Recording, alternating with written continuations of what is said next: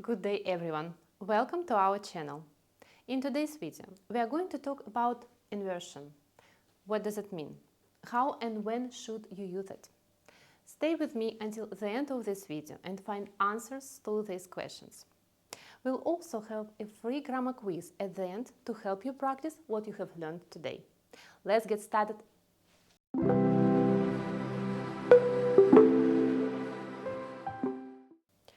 Inversion means changing the usual word order of different parts of the speech in a sentence.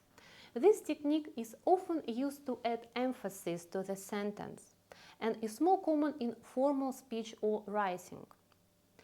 When we would like to use inversion, we need to place an adverb, for example, never, rarely, not only, at the beginning of the sentence and then switch the usual position of the subject and the auxiliary verb. For example, let's begin with the negative adverb never. This will help us see how inversion works in practice.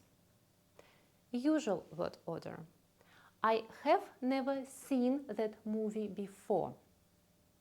Inversion order.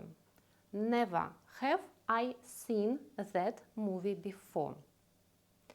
If you look at this sentence, we moved never to the first position at the beginning of the sentence.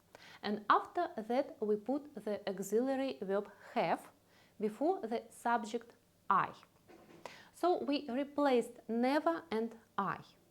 We change their position in the sentence and now we have inversion, which emphasizes the fact that the person now is having the first experience watching this film.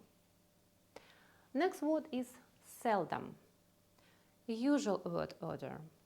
She seldom goes to the gym. Our first sentence is in the present simple. It is a positive sentence, and we know that in the present simple the auxiliary verb is do or does. We don't have these verbs in the positive sentence, but we need to use them in our inversion. Seldom does she go to the gym. Here we place seldom at the beginning of the sentence. Then we use the auxiliary verb does, and after that we have the subject, she. Next word is rarely. Usual word order. They rarely eat out for dinner. Inversion order. Rarely do they eat out for dinner.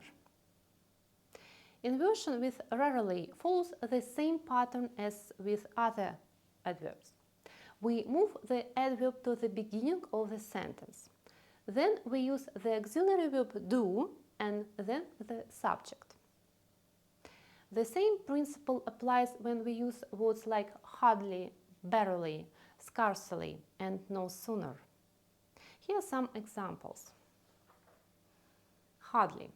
Usual word order. He had hardly started his homework when the power went out. Inversion order. Hardly had he started his homework when the power went out. Barely. Usual word order. She had barely reached the station when the train left. Inversion order. Barely had she reached the station when the train left. Expressions with only after, only if, only then, only later don't have exceptions and follow the same principle, forming inversion. Only after. Usual word order. She realized the truth only after she read the letter. Inversion. Only after she read the letter did she realize the truth. Only if. Usual word order. You will pass your exam only if you study hard. Inversion order. Only if you study hard will you pass your exam.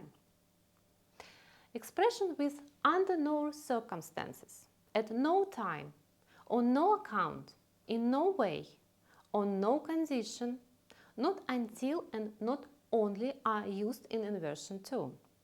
For example, under no circumstances should you share your password. Not only is she talented, but she's also hardworking. Not until he came home did he realize how tired he was. I hope this was a clear and helpful explanation. And to check your understanding, please follow the link in the video description for our free grammar quiz. Also, please share in the comment sections your observation using inversion in articles or news. It would be interesting to read. If you found this video valuable, please give it a thumbs up and subscribe to our channel. It really helps us out. Thank you for watching and see you next time.